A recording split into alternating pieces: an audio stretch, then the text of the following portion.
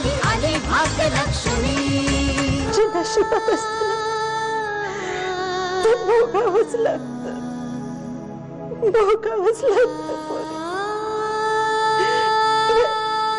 पोरी, भोगावंच लागतं.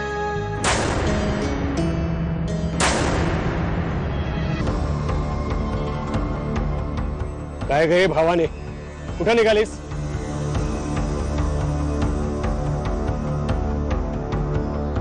बयोला माझ्या पोरीला भेटायला. काय काम आहे ग? काय काम आहे तुझं तिच्याकडं? बोल, कशाला भेटायचंय?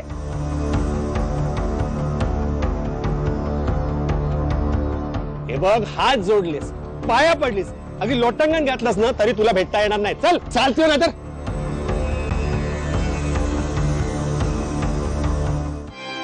काशीनं भावीण व्हावं अशी तुझी इच्छा नाहीये, पण बाप्पाजीच्यामुळे हे सगळं होत आहे.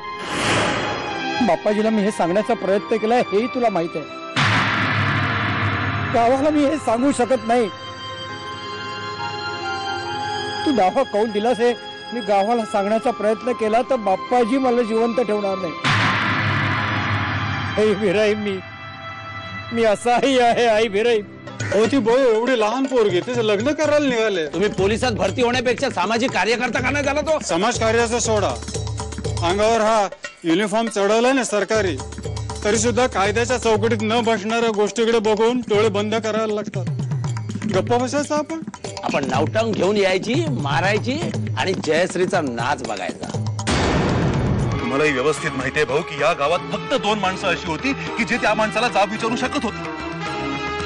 सुदामराव कुठे गेले कोणालाच माहित नाही, आणि धनाजीरावांचं लक्षच नाही ना गावाकडे. तुम्ही प्लीज त्यांना सांगा की काहीतरी करा. माझ्या नावाखाली अख्ख्या गावाला आंधळ केलंय यानं. असं हेच तर म्हणणं आहे भाऊ. माझ्या नशिबाला जे भोग आले ते माझ्या पोरीच्या नशिबाला नगत एवढंच मागितलं होतं ना तुझ्याकडं, ते बी माझ्या पदरात नाही टाकलंस. मला काय शिक्षा करायची ती कर, तर म्या तुला कवाच माफ नाही करणार, कवाच नाही. मी आता देवळातून येतोय आणि तिथे मला एक फार भयंकर गोष्ट समजलेली आहे. प्रत्यक्ष गुरवाचं बोलणं मी ऐकलंय. काशीला भावीण बनवण्याकरता गुरवानं भिराईला कौल लावला होता आणि देवीनं डावा कौल दिलाय. तरी सुद्धा बाप्पाजीनं सगळ्यांना खोटं सांगितलं की देवीनं उजवा कौल दिलाय. ही सगळ्यांची शुद्ध फसवणूक आहे. बाप्पाजी हे करू शकतो नव्हे, त्यांनी तसं केलंही असेल, पण आपण हे सगळं सिद्ध नाही करू शकत. आणि गुरव सुद्धा सगळ्या लोकांसमोर हे मान्य करणार नाही. म्हणजे हे माहित असूनही आपण काहीच करायचं नाही का? आपण एकच करू शकतो, या सगळ्या गोष्टी आपण मनामध्ये नोंदवून ठेवू शकतो.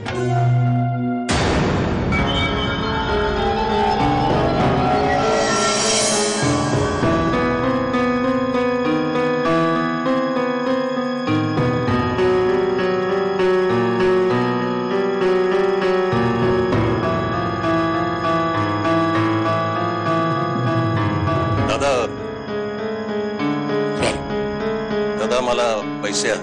कशासाठी? मला पंचायत समितीची निवडणूक लढवायची आहे. राजकारण हे आपलं क्षेत्र नाही. अरे पण का नाही? कारण एकदा राजकारणात पडल्यानंतर सत्ता, संपत्ती आणि खुर्ची याचा मोह सुरू झाला की चांगला माणूस सुद्धा त्यातलं माणूस पण घालवून बसतो, त्याचं जनावर होतं. म्हणून क्षेत्र नाही. विचार कर, तू एक चांगला माणूस आहेस, चांगल्या घरातला माणूस आहेस.